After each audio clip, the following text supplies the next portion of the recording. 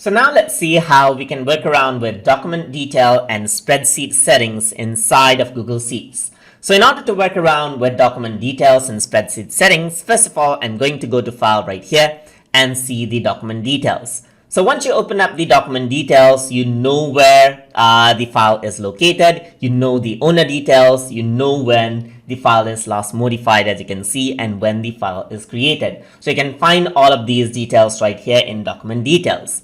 If you want to work around with spreadsheet settings, then you can go to File right here, and then you can go to Spreadsheet Settings. And over here, you can see that you have all the details like time zone and everything. You can work around with the language as well.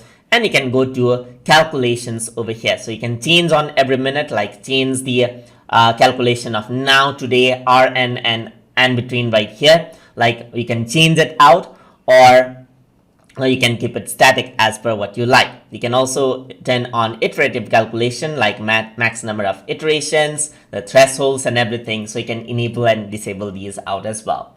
And that is how you can access and work with documentation details and spreadsheet settings inside of Google Sheets. So I hope you guys learned something as always.